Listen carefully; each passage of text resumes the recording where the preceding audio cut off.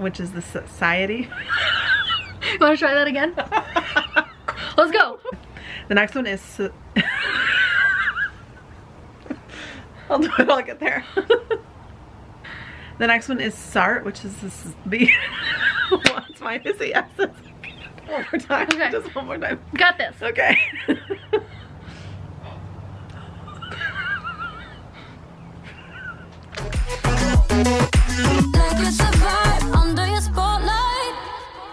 Hi, welcome to our screened-in porch. If you hear the birds chirping, that's why.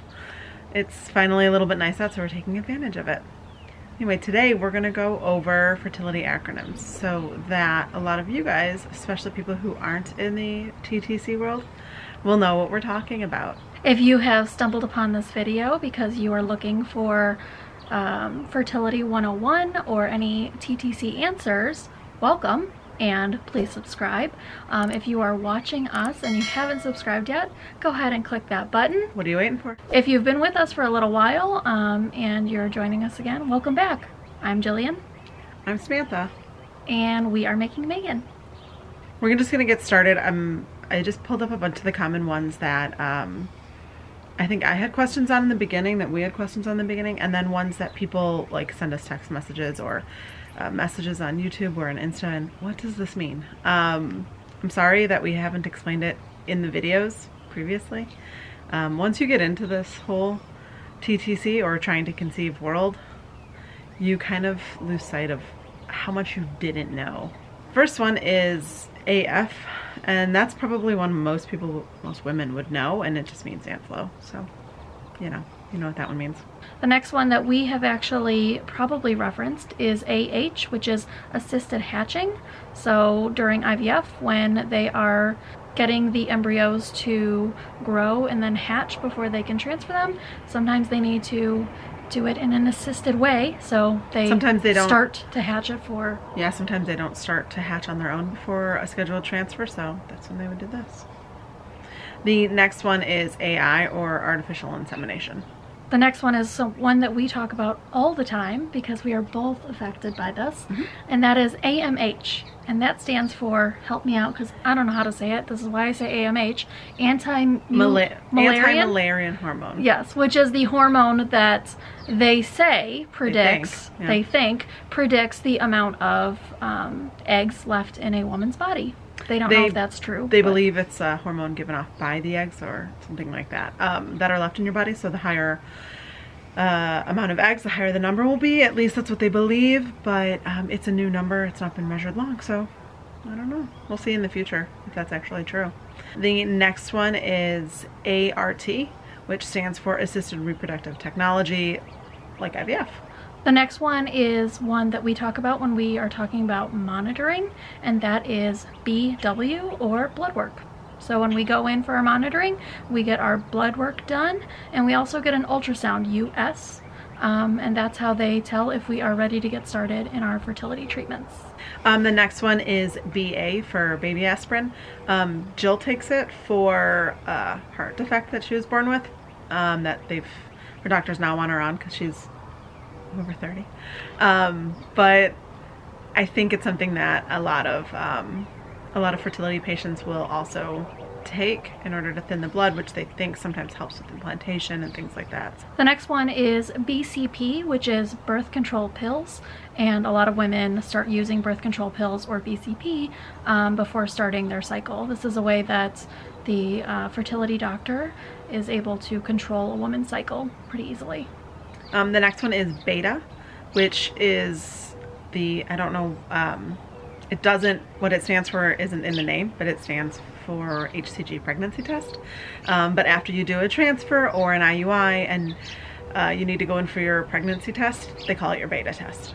And then when you get your beta done, a lot of women will take a pregnancy test early, and they are looking for a BFP, which is a Big Fat Positive, so positive pregnancy test, and unfortunately we get a lot of BFN, which is Big Fat Negative.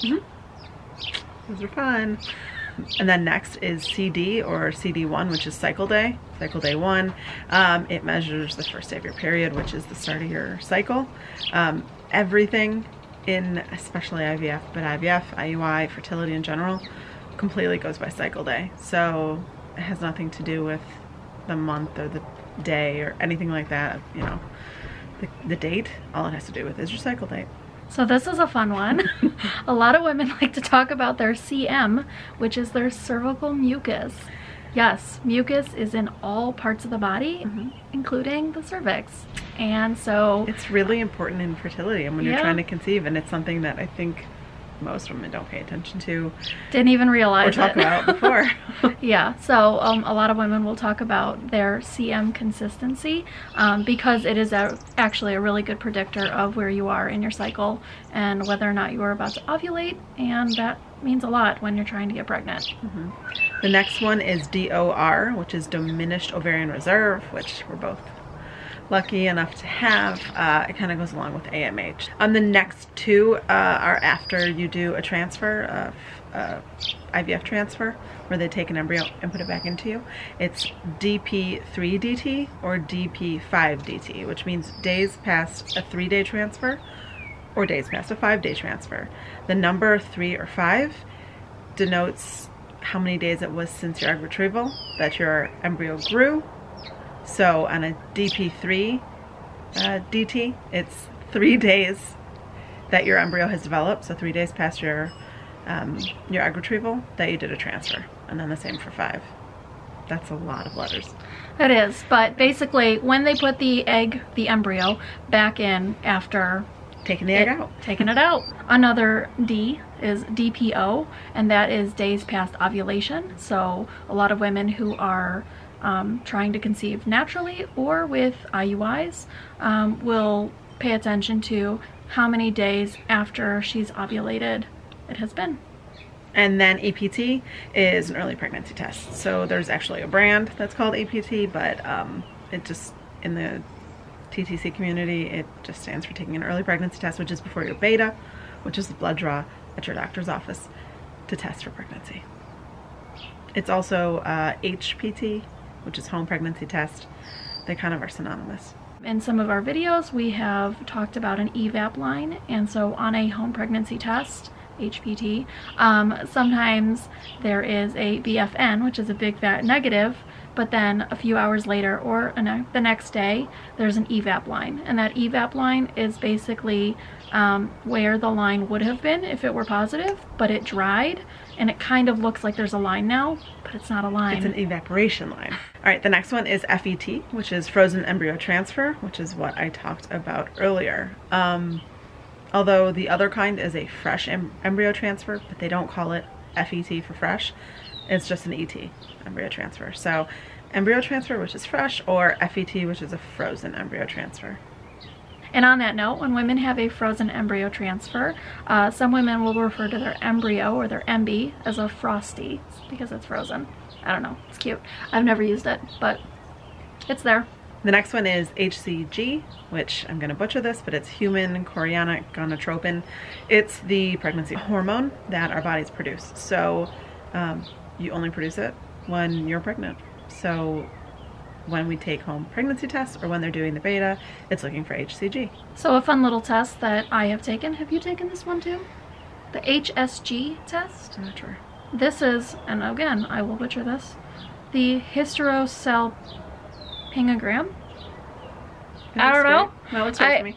I would prefer just HSG. They put dye up inside of you, and it goes through the fallopian tubes to make sure that there are... And then they take pictures of you. No blockages. That's how we found Jill's block.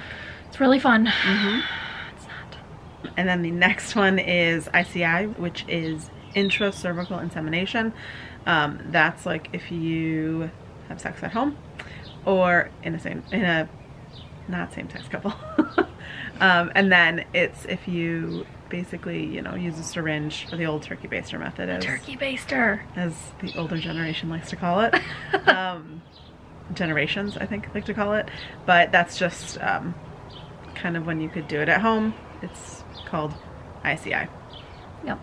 And by the way, lesbians don't use turkey basters. We use syringes. Maybe in the old days. I have no idea. I hope not. That seems like an awful big waste. So after the ICI, we have tried IUIs, and that is intrauterine insemination. So this is something that is performed at the doctor's office, and it's where they take the sperm in a very long catheter and a syringe and put it closer to the fallopian tubes. So they put the catheter through your cervix and put it right up at the top of your uterus near your tubes. It's not comfortable. It's not that bad. Have you had one? It's not comfortable. I've had the tube. It's not that bad. Like, I don't think you've had one. No, I had the practice. I've had like 6. I had the practice, and it's still the catheter. It's really not that bad.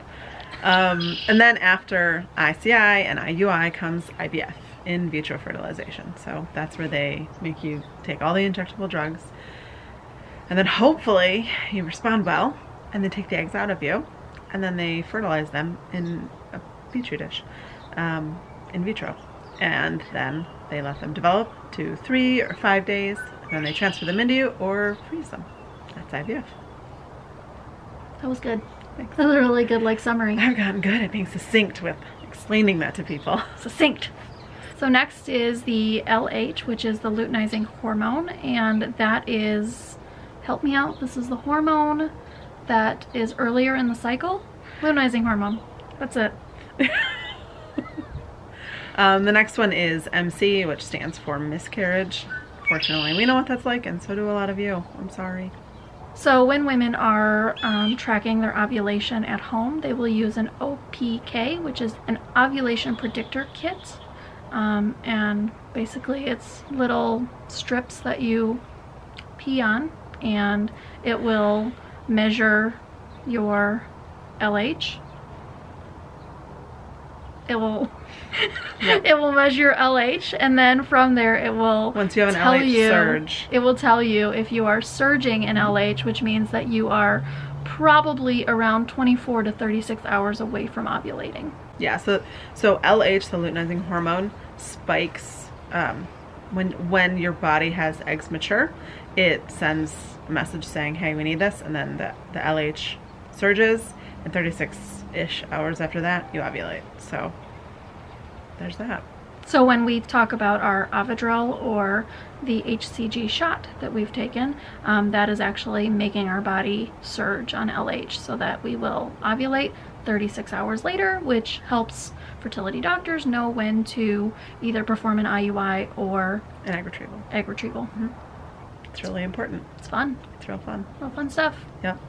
The next thing is PGD, pre-implantation genetic diagnosis, pre-implantation genetic testing. Basically, instead of doing a fresh embryo transfer, they would take a little sample of the genetic material from the embryos, send them off to a lab, freeze your embryos, and then they do genetic testing on that material in order to see if your embryos are testing normal or if they have any kind of genetic abnormalities. It's a newer test. They can't test for everything. There's still things that will develop, but they test for certain things, big things, or if they know if you're a carrier, or you know, your partner's a carrier, or your sperm donor's a carrier. For certain things, they can look for particular things. So we've not yet had it done. It's kind of costly, but we know a lot of people who have, and it's not something we would be opposed to. Plus, we don't really get a lot of embryos, so. Nope, that's why we haven't had it. So here's a fun one. PIO, the PIO shot, which is progesterone in oil. So literally it's progesterone that is put into sesame oil, and that is used to inject in my butt or your butt to give us progesterone. It's an intramuscular, which is IM, which is another acronym that we don't have here. And that's like the big long 1.5-inch needle that goes into your You guys saw the video. butt. If you haven't, go look right up here, and you'll see my ass a lot and a lot of PIO. So it's fun. Yeah. Next one is POAS, which is pee on a stick. Do that for your home pregnancy tests or your ovulation predictor tests. So POAS, pee on a stick. Yep. Hopefully not on your hand. Use a cup. Yeah. Wash your hands. Dixie cups, perfect. Here's one that I could not pronounce for the life of me at the beginning of all of this. Watch, I'll say it wrong now. An RE is a reproductive endocrinologist. Good job. I did it. It's only taken 2 years. Yeah, I would refer to our fertility doctor as an RE rather than calling her a reproductive endocrinologist because it was hard to say. Go ahead, try saying it right now. Leave us a comment if you're able to say it correctly the first time. Reproductive endocrinologist. Reproductive endocrinologist. Yes. So endocrinologists are doctors who mess with your hormones, and our RE does it for reproductive purposes. Yeah, they're like highly specialized, highly educated. I think a lot of people when they're younger, when they're starting going to it, and you thought this, think that a fertility doctor is just like a super OBGYN. For sure. Why not? But they're really not at all. It's very different training. Talk about AF and TTC and yeah, it's an OBGYN. Yeah. It's not. No. No, it's an RE. RE. Yep. Yeah. Oh, you fogged them. All right. The next one is SART, which is the Society for Assisted Reproductive Technologies. Good job. Which I just had to say like 6 times. Oh, I'm gonna show them. That was really difficult for me. Next. Oh, I can't say this one either. I can. SHG, which is the sonohysterogram. And this sucks. This is awful. I don't like this one. I had a sono too. I don't remember what I did it for though because we've had so many. We've had so many. I don't even know. But yeah, I did this one too. We'll have to look it up. We'll look it up. That's fine. All right, the next one is TTC, which is Trying to Conceive, which we started this whole video off saying. So now you know, TTC, Trying to Conceive. Easy. Not so easy for us. Not easy. The next one is one that we've talked about quite a bit in our videos. We even had a whole video on this subject, which is the 2-week wait. And the acronyms that go with this are TWW, 2WW, there's another one, isn't there? No. No, that's it. Yeah. The 2-week wait is the period after you have done a transfer or an IUI or an ICI or it's the 2 weeks straight after. Couples have BD, which is baby dance or sex, and then you wait for 2 weeks. It's the 2 weeks in between you when you ovulate and you have your period. So I was getting there. The 2 weeks. I was getting there. After all that fun stuff, you gotta wait for 2 weeks. Really 10 days, because then I do an EPT, an early pregnancy test. HPT, home pregnancy test. But early. HEPT. Home early. EHPT. HETV. We're just gonna make them up now. Well, if you have any questions, if there's any ones we didn't go over that we've talked about before, yeah, that was kind of something. It was rough. If there's any ones that we didn't go over that we've talked about before, or any ones that you've heard and you're curious, just drop us a note and we will answer it, or Google it if we don't know it. Before we go, in the next couple weeks we are going to do a Q&A video, so please send us any questions you have for us and we will answer as many as we can. You can send us any questions. They don't have to be TTC related, but they can be. They can be about us. They can be about anything else. It really doesn't matter. We're pretty open books, as and you if we're have not, seen. we don't have to answer it. We'll see. We'll see. Okay, so before you go, if you have not subscribed, please do so. That would really help our channel, and we love seeing who is with us every week. We are uploading all of our videos on Fridays now, and something to look forward to for your quarantine weekends.